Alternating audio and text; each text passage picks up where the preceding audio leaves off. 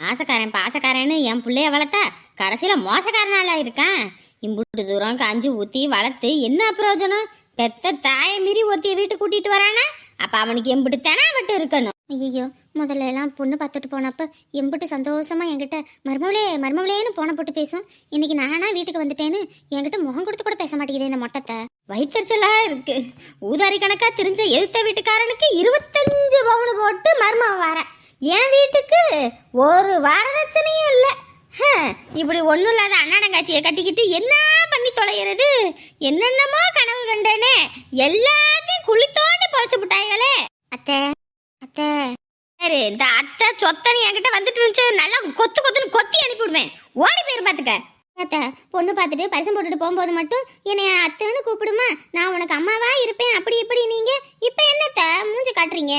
யாரு வாயை கிண்டாத, கம்முன்னு ஓடிரு.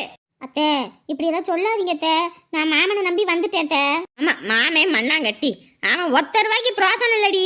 அவன் 10 ரூபா சம்பாதிக்கிறதுக்கு வக்கு இல்லாத துப்பு இல்லாத பையன். ஆமா மாமே மண்ணாங்கட்டின்னு நீங்களே சொல்றீங்க. 10 ரூபா சம்பாதிக்கிறதுக்கு துப்பு இல்லாதவர்னு. அப்படி துப்பு இல்லாதவருக்கு எப்படி எங்க வீட்டுல வரதட்சணை போடுவாங்க? பனைமரத்துல இருக்குமா பனம்பழம்? என் வீட்டுக்கு வந்திருக்காயா ஒரு முலாம்பழம்? யாரு எனக்கு நீ முலாம் பூச பார்க்காத சொல்லிவிட்டேன். நான் ஒன்றும் பூசலத்த, புரிஞ்சுக்கோங்க. நான் வந்துட்டேன். இனிமே எல்லாமாவா இருந்து நீங்க தான் எங்களை பாத்துக்கணும். வாயை கிண்டாத, கம்முன்னு ஓடி போயிரு. ஐயோ, என்ன பண்ண காத்திருக்காங்கன்னே தெரியலையே. பையமா இருக்குப்பா. எவ்வளவு ஜாலியா சுத்திக்கிட்டு இருந்தேன். ஐயோ, என் ஜில்லுவை வேற வீட்லயே விட்டுவிட்டு வந்துட்டேன். என்னாச்சோ ஏதாச்சோன்னு பக்கத்துல இருக்கு. இந்த ஆட்டை என்னத்த பண்ணி வச்சிருக்கோன்னு தெரியலையே. சுருளி இங்க போயிட்டு இருக்கான். எலே சுருளி, அவசரவளையா போகும்போது தான் கூப்பிடுவாங்க. சொல்லுங்க ஐயா, எனக்கு ஒரு உதவி பண்றியா? என்னண்ணே, என்ன வேணும்? அப்பா, நான் கடையை குடுக்கலான் இருக்கேன். அடைய கொடுக்க போறீங்களா? ஏன்? அதான் ரேட்டெல்லாம் குறைச்சி ஏத்தி விட்டுட்டான்ல, அதனால வியாபாரமே ஒன்றும் இல்லையா. ரொம்ப டல் அடிச்சுக்கிட்டு கிடக்குது. எங்களுக்கு என்ன பண்றது ஏது பண்றதுன்னு ஒன்றும் தெரியல. பைத்தியம் பிடிக்கிற மாதிரி இருக்கியா. அதான் சரி, கடையை மொத்தமாக கொடுத்து விட்டு வந்த வரைக்கும் லாபம்னு சொல்லி வாடகை காசையும் அங்கே இருக்கிற பருத்தி வித்து புள்ளான்னு பார்க்குறேன். என்னண்ணே, அம்பிட்டு கஷ்டப்பட்டு உருவாக்கி விட்டு கடைசியில குடுக்குறேன்ற? என்னப்பா பண்றது, கட்டுப்படி ஆகலையா. சும்மா அவன் கூட மல்லு கட்டிக்கிட்டு மேற்கொண்டு கடன்காரனாகி கடன்ல முழுகிற அளவுக்கு என் உடம்புல தெம்பு இல்லப்பா. இப்பயே வயசு 40 ஆகி போச்சு.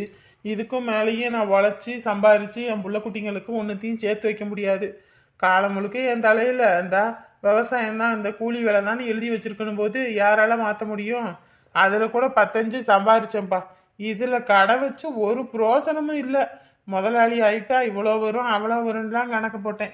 கடைசியில் முதலாளி ஆனாத்தான் தெரியுது, நம்மக்கிட்ட வேலை செய்கிறவங்களுக்கு கிடைக்கிற கூலி கூட இந்த கை காசு முதல் போட்டவங்களுக்கு கிடைக்காதுன்னு. அதான்ப்பா, வேறங்கிட்டும் பருத்தியை விற்றா பெருசாக லாபம் எதுவும் கிடைக்காது. என் தம்பி கடையில் மட்டும் விற்று கொடுத்தனா உனக்கு கொஞ்சம் கமிஷன் போட்டு தரேன். முதல்ல மாதிரி அவங்க கிட்ட நான் பேச்சுவார்த்தை வச்சுக்கிறது இல்லனே. எங்க அம்மாவுக்கு தான் பிடிக்க மாட்டேங்குது. அன்னைக்கு ஒரு நாள் கார் கேட்டான், கொடுக்க மாட்டேன்ட்டாங்க.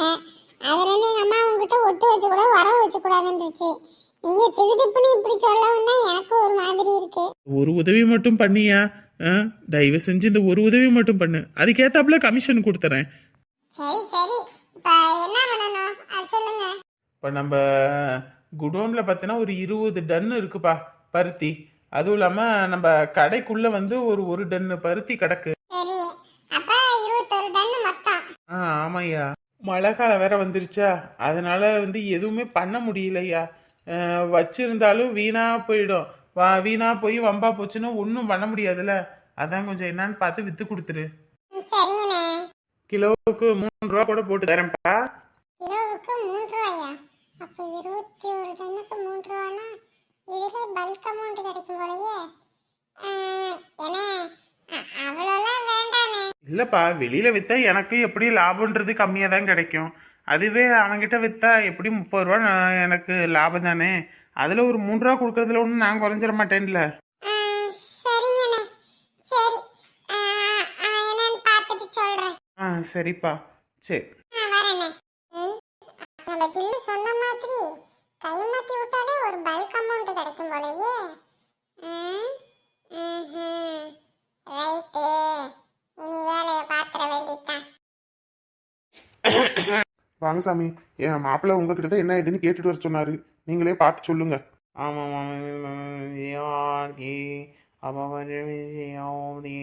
ஒன்று ரெண்டு மூணு நாலு, நாலாம் பட 4 7, 1 2 3 4 7, 7ஆம் பட வீடு.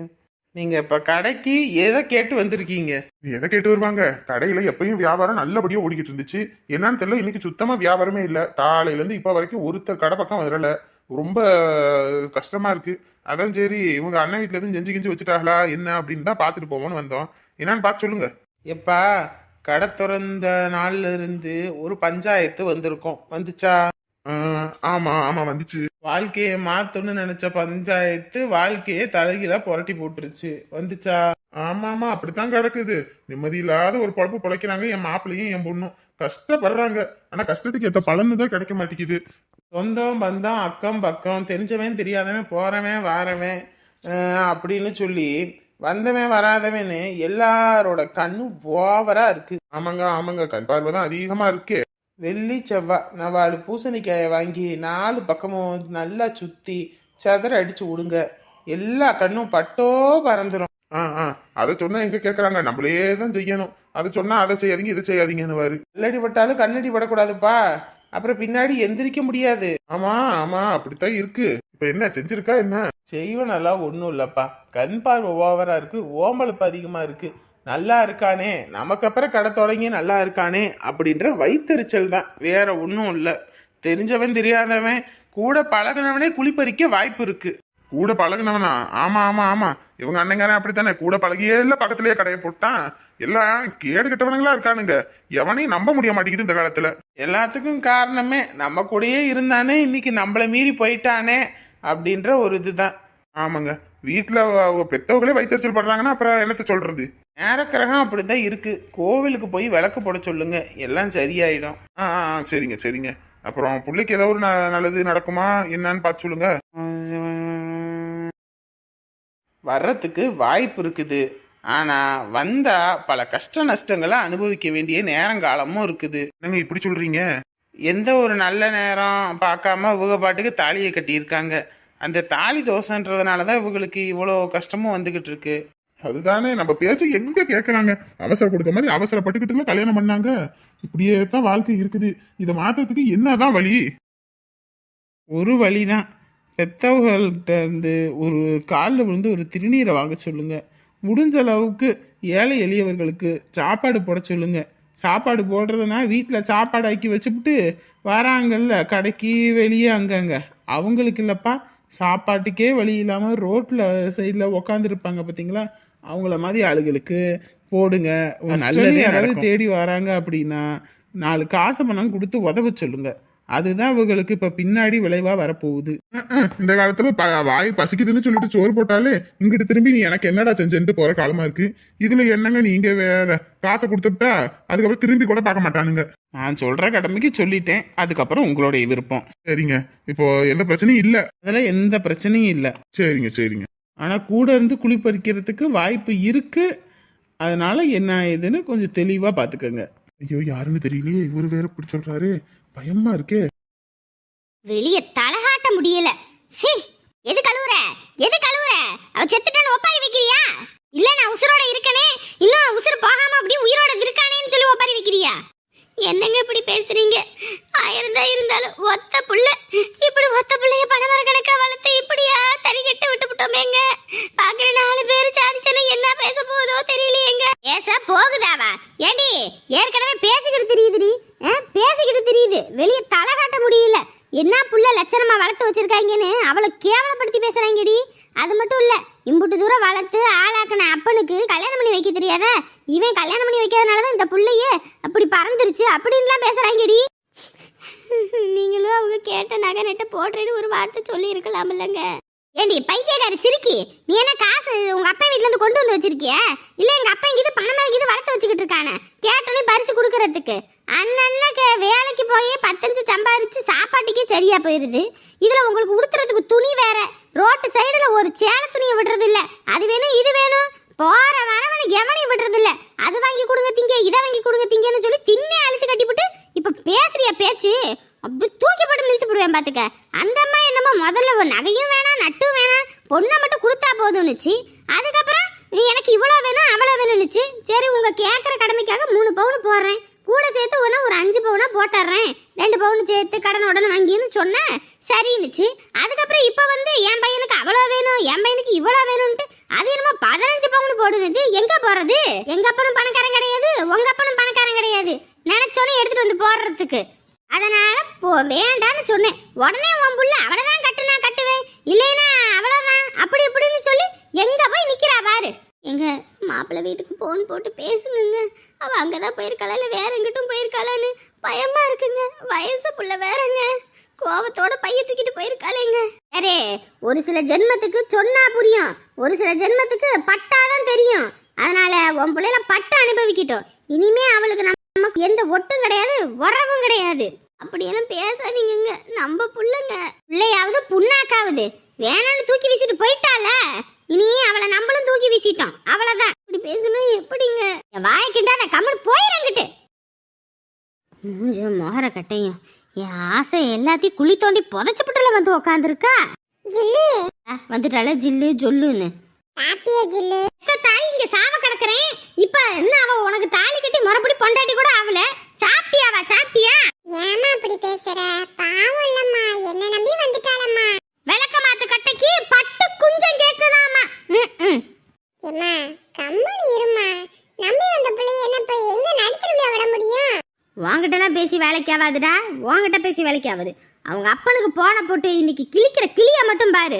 அதெல்லாம் நீ போன் போட்டுக்கிட்டு இருக்காத, கம்மனி இரு. நகை நட்டு ஒன்றும் போடாம புள்ளைய தாட்டி விட்டு போடுவாங்க.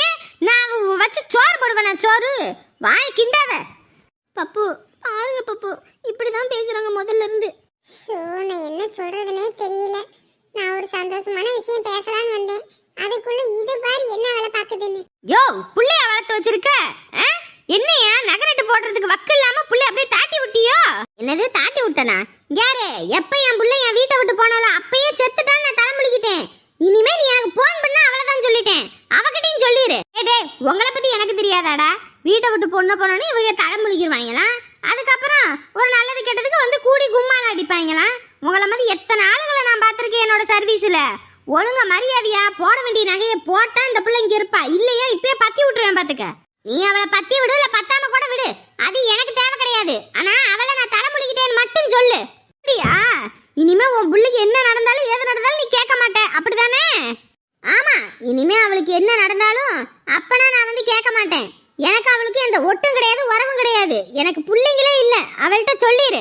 அவளுக்கு இப்பயே நானு தலைமுழிக்கிட்டேன்னு. ஆம்பளை பையனை பெத்த என்னைய பார்த்தா இழிச்ச வைமாய் தெரியும் போல இருக்கு. பிள்ளைய தாட்டி விடுற மாதிரி தாட்டி விடு, நான் போன்ல இப்படி பேசுற மாதிரி பேசுறேன், உடனே நீ கல்யாணம் பண்ணிக்கணும்னு சொல்லியிருப்பாங்க போல இருக்கு. வைக்கிறேன் பாரு ஆப்பு. ஏமா நீ சும்மா அதுவும் பேசிட்டு இருக்காத. உன் மருமக வீட்டுக்கு வந்த நேரம் எனக்கு 63,000 ரூபாய் வரப்போகுது. 63,000? 60 பைசா சம்பாதிக்கிறதுக்கே துப்பு இல்லாதவன் நீ, உனக்கு 60,000 வேற வரப்போகுது. 60,000? ஏமா உண்மைதாம்மா, பொய்யாம சொல்ல போறேன். எந்திரிச்சு நிற்கிறதுக்கே துப்பு இல்லாதவன் இவன் 61,000 60,000 70,000 சம்பாதிக்கிறான்னு நான் நம்ப சொல்றியா? வாய் கிண்டாத நாயே. உனக்கெல்லாம் சொன்னா புரியாது, செஞ்சா புரியும். என் ஜில்லு வந்த நேரம் நம்ம வீடை எப்படி தூக்கிட்டு போகுதுன்னு பாரு. ஆமா, இப்ப கோடீஸ்வரங்களா இருக்கும், இன்னும் கொஞ்ச நாள்ல தெரு கோடிக்கே போயிருவான். அந்த அளவுக்கு இவ வீட்டுக்கு கால் வச்ச நேரம் தூக்குன்னு தூக்க போது பாரு. நாளைக்கே என்ன இப்பயே கூட என்ன தூக்குனாலும் ஒரேதான் தூக்கிரும். இதுகிட்ட போய் பேசுறேன் பாரு, என்ன சொல்லணும். சில்லு நீ எப்படி ராசிக்காரின்னு எங்க அம்மாவுக்கு காட்டுறேன் பாரு. அதுக்கப்புறம் பாரு மருமவளே உன்னை சுத்தும். அந்த நேரத்துல பார்த்து நீ சோறு போட்டுறாத. ஐயோ, இவங்க சோறு போடுவாங்க தான் நாங்க தொண்ணாந்துக்கிட்டு இருக்கோம். ஏண்டா எப்பயுமே வாங்கையே எதிர்பார்க்க கூடாதுதான்டா. என் மன்னவர் என்னை விட்டு போறதுக்கு முன்னாடியே எனக்கு ஒரு பொட்டி கடையை வச்சு கொடுத்துட்டு போனாரு. எந்த நாயை நம்பி நான் கிடையாது, என்ன நம்பிதான் பல நாய் இந்த வீட்டுல இருக்கு. அப்பா இது பேசுனதுனாலே காதுல ரத்தம் இல்ல, மூக்குல இருந்து கூட எல்லாம் வரும். வரும் டா அம்மனி வந்த நேரம் உனக்கு என்னென்ன வரப்போகுதுன்னு பாரு. மகா வீட்டுக்கு எதுவும் வாங்கிட்டு போமா? ஏதாவது வாங்கிட்டு போலாங்க. ஏங்க நீங்கள் இங்கேருந்து சாப்பாடு வாங்கிட்டுருங்க, நான் மெடிக்கலுக்கு போயிட்டு ஒரு பொருள் வாங்கிட்டு வந்துடுறேன். மெடிக்கல்ல போய் ஒரு பொருள் வாங்குறியா? என்னது? என்னங்க 10 நாள் தள்ளி போயிருக்கு, அதான் போய் கார்டு வாங்கி செக் பண்ணி பார்க்கலாம் நாளைக்குன்னு தான். இங்க பாரு, சும்மா சும்மா நீயும் காடை வாங்கி செக் பண்ணுவ, அதுக்கப்புறம் உட்காந்து அழுவுவ. நாள் ஆகட்டும், அதுக்கப்புறம் பொறுமையா பாத்துக்கலாம். ஒரே ஒரு தடவை செக் பண்ணி பார்க்குறேங்க. செக் பண்ணி பார்த்துட்டு காலையில அழக்கூடாது, அவ்வளவுதான் சொல்லிட்டேன். அதெல்லாம் அழமாட்டேன். அப்போ உன் விருப்பம். அழுதேன்னு வையே, பிச்சு போடுவேன். சரி. சரி, பார்த்து போய் வாங்கு. இல்லைன்னா இரு, 2 பேருமே சாப்பாடு வாங்கிட்டு அப்புறம் வேணா போவோம். மெடிக்கல் லாக் பண்ணிடுவாங்க. சரிங்க மேடம், நீங்க போங்க. நீங்க ஒரு முடிவோட இருக்கீங்க, போங்க, நான் வரேன். ஒவ்வொரு தடவை இவ்வளவு ஆசையோட வாங்குறான், கடைசியில் அதுல ஒண்ணுமே இல்லைன்னு நினைச்சு வருத்தப்படுறான். என்னதான் பண்றது? நான் பாஸ் சுத்தி பாத்திருக்கல, இதுதான் நம்ம மாப்பிள்ளையோட தோட்டம், அதாவது எங்களோட தோட்டம். என் பொட்டாட்டிக்கும் என் மாப்பிள்ளைக்கும் தான் இதுல மொத்த உரிமையும் இருக்கு. இதுல சண்டை பஞ்சாயத்துன்னு எதுவும் கிடையாது. சுத்தி பாத்துட்டீங்கல்ல, எப்படி பிளாட் போடுறதுக்கு சரியா இருக்குமா? அதெல்லாம் சூப்பரா இருக்குங்க. பார்த்தோன்னே சும்மா பக்காவா இருக்கு. இங்க மட்டும் கெஸ்ட் ஹவுஸ், இந்த மாதிரி ஹோட்டல் இந்த மாதிரி கட்டி விட்டோம்னா செம்மையா இருக்கும். பாத்தியா மாப்பிள்ள? ஏங்க, நீங்க ஹோட்டலு கெஸ்ட் ஹவுஸ் அப்படி இப்படின்னு சொல்றீங்க. இங்க பார்த்தா எல்லாமே விவசாய நிலங்க. அதுவும் இல்லாம இந்த ஊரு கிராமம் வேற. இங்கிட்டு எங்கங்க டவுன்ல உள்ளவங்க வந்து சுத்தி பார்க்க போறாங்க? ஏங்க உங்களுக்கு தெரியவே தெரியாதுங்க. எல்லா கிராமத்துல இந்த வண்டி புகை அது இதுன்னு அலைஞ்சு திரிஞ்சு எல்லாரும் அதை இப்ப வெறுக்க ஆரம்பிச்சிட்டாங்கங்க. எல்லாரும் கிராமத்துக்கு வந்தா ஒரு நாளா இல்ல 2 நாளாவது நிம்மதியா இருந்துட்டு போகணும்னு தோணுதுங்க. அதனால இப்ப என்ன பண்றாங்கன்னா, எல்லாரும் இந்த பிள்ளைங்களுக்கு லீவ் விட்டோன்னே இந்த மாதிரி இடங்களுக்கு வந்து சுத்தி பார்க்கணும்னு நினைக்கிறாங்க. இப்ப நம்ம வந்து ஃபுல் அண்ட் ஃபுல் வந்து அப்படியே வந்துட்டு ரிச்சா கிராண்டா அந்த மாதிரி ஹோட்டல்லாம் கட்ட போறது கிடையாது. இங்க எல்லாமே எல்லாருமே சின்ன வயசுல இருந்து இந்த தூரி அது இதுன்னு விளையாட ஆசைப்பட்டிருப்பாங்க. அந்த மாதிரியான ஐட்டம்ஸ் தான் இங்க ஃபுல் அண்ட் ஃபுல் நம்ம பண்ண போறோம். மாப்பிள்ள, அந்த காலத்துல நம்ம விளையாடுவோம் பத்தியா, பாண்டி கீண்டின்னு எல்லாமே இதுக்குள்ள அடங்கி அதுக்கு ஏத்த மாதிரி இடத்தெல்லாம் செட் பண்ணி கார்டன் ரெடி பண்ணி எல்லாம் பண்ணிடுவாங்க. ஓஹோ, அதெல்லாம் பாக்குறதுக்கு ஆள் வருவாங்களா? ஏங்க அதெல்லாம் வராமையா இருப்பாங்க. அதுக்கு ஏத்த மாதிரி நம்ம வந்துட்டு விளம்பரப்படுத்தணும். அதுக்கு ஏத்த மாதிரி நம்ம எல்லாமே பண்ணணுங்க. ஓஹோஹோ. மாப்பிள்ள, 1 ரூபா 2 ரூபா இல்ல மாப்பிள்ள, இடத்துக்கு 20 லட்சம் ரூபாய் தாரேன்னு சொல்லியிருக்காங்க மாப்பிள்ள. 20 லட்சமா? ஆத்தாடி, நம்ம 20 லட்சத்தை கண்ணால கூட பார்த்தது கிடையாது. அடடடடா, இத்தனை நாள் இது தெரியாம போயிருச்சு எனக்கு. நம்ம ஊருக்கான நம்ம கிட்ட ஒரு செண்டே 500 ரூபாய் கேட்கறான். இவன் எங்கிட்ட இருந்தா வந்து நம்ம கிட்ட 20 லட்சம் தாரேன்றானே. மாப்பிள்ள யோசிக்கிற, முடிச்சிருவோமா? முடிச்சிடலாம் தான். என்ன முடிச்சிடலான்னு இழுக்கிற? என்ன வீட்டுல தங்கச்சி எதுன்னு சொல்லு நினைக்கிறியோ? அவ ஒரு கூமுட்ட குப்பி, நம்ம என்ன சொல்றோமோ அது அவளுக்கு வேத வாக்கு. இருந்தாலும் ஒரு பக்கம் ஒரு யோசனை, இவ்வளோ பெரிய இடத்த போய் 20 லட்சத்துக்கு எப்படி கொடுக்கறது? ஏங்க 20 இல்லைன்னா பரவாயில்லைங்க, ஒரு 2 லட்சம் சேர்த்து போட்டு கூட 22ஆ கொடுக்குறேங்க. இந்த இடம் எனக்கு ரொம்ப பிடிச்சி போச்சு. இந்த இடத்துல மட்டும் கார்டன் அது இதுன்னு செட் பண்ணோம்னா செம்மையா இருக்குங்க. அடடா, ஒரு வார்த்தை சொன்னதுக்கே 2 லட்சம் சேர்த்து தரேன்றானே. சரிங்க. மாப்பு, வீட்டுல தங்கச்சிக்கிட்ட எதுவும் ஒரு வார்த்தை கேட்கணும்னு நினைக்கிறியா? இந்த கேட்டு சொல்லியா? அவளாம் ஒரு ஆளா? நம்ம சொல்றத செய்ய போறா, நம்ம வாங்கி போட்டா ஆக்கி போட போறா. அவளுக்கு அந்த அளவுக்குலாம் அறிவு இல்லப்பா, நம்ம பாத்துக்கலாம் விடுங்க. என்ன சொல்லுங்க சாரு? ஓகேன்னு சொல்லி பத்திரம்லாம் கொண்டு வந்துட்டீங்கன்னா நாளைக்கே ரெஜிஸ்டர் ஆஃபீஸில் வச்சு ரெஜிஸ்டர் பண்ணிடலாம். அமௌண்ட்டும் உங்கள் கையிலே கொடுத்துருவோம். சரிங்க. சரி, அப்போ நான் வரட்டுங்களா? ஓகேங்க ஓகேங்க. டட்டா 22 லட்சம். பாத்தியா மாப்பு, ஒன்னுத்துக்குமே வள போகாத இந்த இடத்த எப்படி வித்துட்டேன் பாத்தியில? நான் கூட உங்களுக்கு எப்படியோ நினைச்சேன் மாமா, டம்மி பீஸ்ன்னு. ஆனா நீங்களும் பக்காவா தான் இருந்திருக்கீங்க.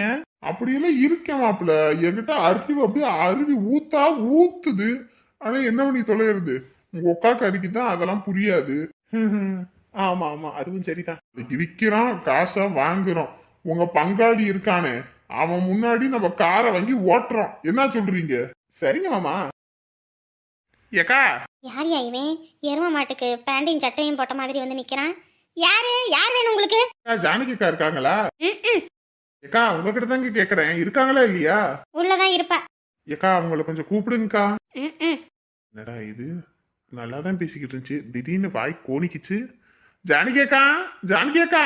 ஐயோ, இவனா? ஏக்கா ஏக்கா, எங்கக்கா ஆளை பார்த்தோன்னே ஓடுற? அப்படி ஒண்ணும் இல்லப்பா, அடுப்புல பாலை காய வச்சுட்டு வந்தேன், அதான் ஆஃப் பண்ணி விட்டு வந்துடலான்னு பார்த்தேன். பாத்தியா, ஏதோ தில்லாலங்கடி வேலை பார்த்துருக்கா போல இருக்கு, அதனாலதான் பாலை ஆஃப் பண்ண போறாளாம். வாங்கப்பா வாங்க, என்ன விஷயம்? ஏக்கா, 2 லட்சம் ரூபா அண்ணன் வாங்கினாரு சீட்டு விளையாடுறேன்னு, இன்ன வரைக்கும் 10 ரூபா கூட கொடுக்கல. என்னக்கா நீங்களும் இங்க வந்து உட்காந்துட்டீங்க, அண்ணன் இங்க வந்து உட்காந்துட்டாங்க. உங்க பையன்கிட்ட சொன்னா உங்க பையன் என்கிட்டயா நீ கொடுத்த அப்படின்னு திமிரா பேசுறான். என்னக்கா முடிவு பண்றீங்க? தம்பி, அண்ணன் வெளியே போயிருக்காருப்பா. வந்தோடனே வேணா நான் என்னன்னு சொல்லட்டுமா?